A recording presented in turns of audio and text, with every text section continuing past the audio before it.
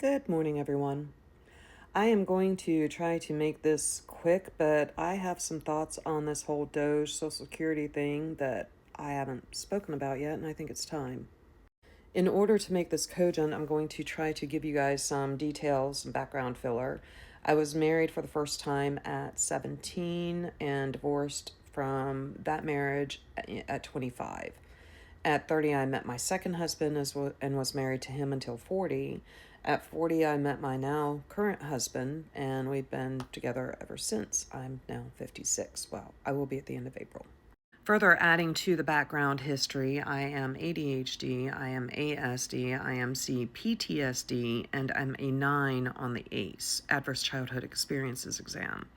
Being a 9 on the ACE, I also am not a convicted felon, I am not a drug user, so on and so forth. All of that is just prefaced to say that I have led what some would consider a rather interesting life, and at times that interest has been physically damaging to me. Through my first and second marriages, I campaigned very hard to be allowed to go to school. The only way I was allowed to go to school was when I could secure grants or other funding for it. My interests have always been strongly leaning toward IT and the human body. Because I'm ASD, I do have special interest, and computers, computing, technology, and the human body are two of my primary special interests. The problem with being an uneducated female in America with any kind of special interest is that getting into school is incredibly difficult. During my first two marriages, school was absolutely withheld from me, partly because, well, I would feel a little squidgy, and partly because, well, I'm in the medical field, and what you want to get into is in the medical field too, and I would feel competitive. Fast forward to 2010, second marriage has dissolved. I am a complete wreck physically, and during this time, I meet my current husband. He moved me in with him, and for about 3 years, I mostly slept. After 3 years, I started looking for full-time work. I did work part-time through this because I have never in my life not worked. And as I'm looking for full-time work, I realized that I'd really, really like to go to school for one of my special interests, which is massage therapy. I myself have benefited greatly from massage therapy, and human body is a special interest. Compound that with the fact that between going to a 1 year course to become a massage therapist versus a 5 year course to do anything else, becoming a massage therapist and being able to earn money was more expedient than going to college again. Or should I say, attempting to go to college again. Anyway, I had an epiphany during my year of massage school, and it's based on permission. Because you see, in massage, everything that I do as a practitioner, as a therapist, is based on your permission.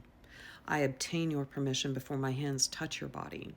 And while I'm working on you, I check in with you frequently to make sure my pressure's not too much, it's not invasive, you're not uncomfortable with anything. So I'm going through school real early on, and I have this epiphany, and it kind of rocked me back against the wall because it dawned on me that throughout my entire life, not one single person ever asked me, "Do you mind if I hit you? Do you mind if I do other things to you? Do you mind if I toss you into this wall?"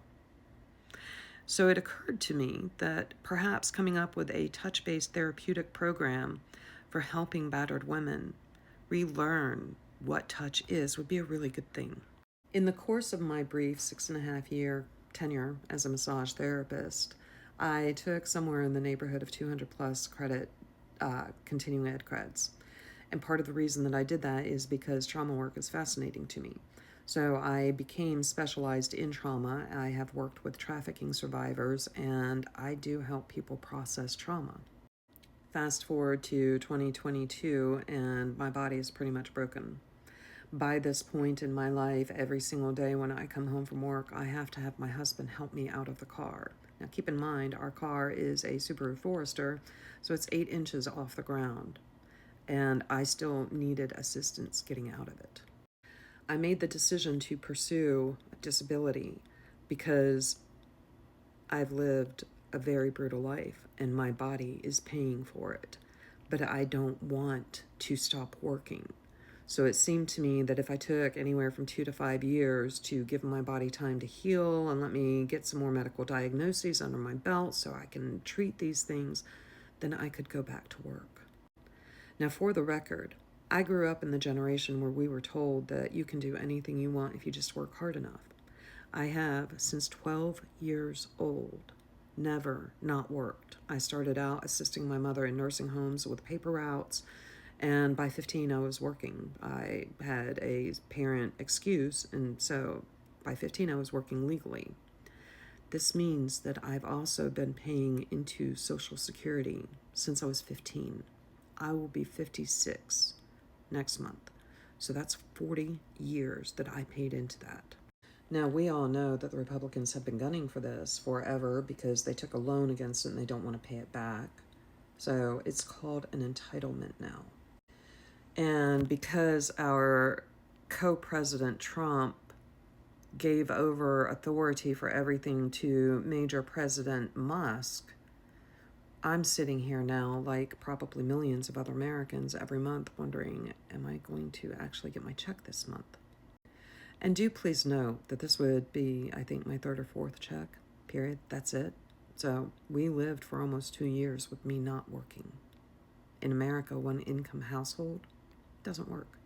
But part of my fury and part of what I want to express here is, first of all, the idea that people on disability are here because we don't want to work. I find joy, satisfaction, and meaning in my life through my work. And part two is the derision. Well, people who are on disability just want to stay home and play games all day and get drugs.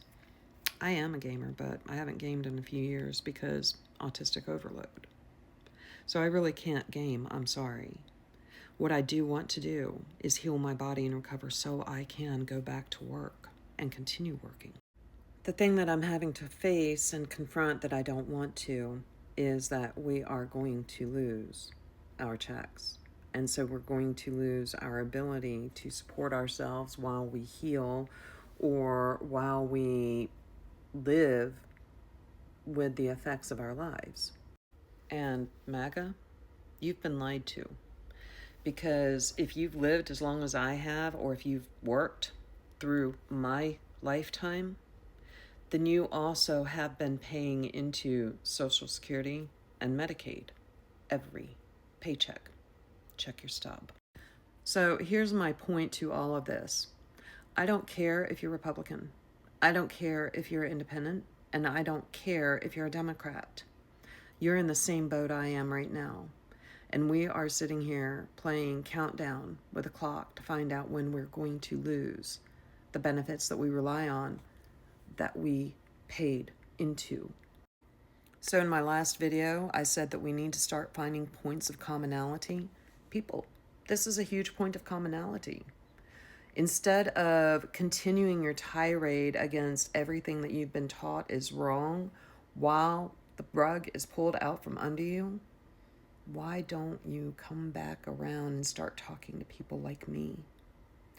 And let's find out the things that we share in common so that we can try to fight together and stop the division that has been done to us. That's it. That's this message. I don't know if I have another one today. We'll see. Peace out.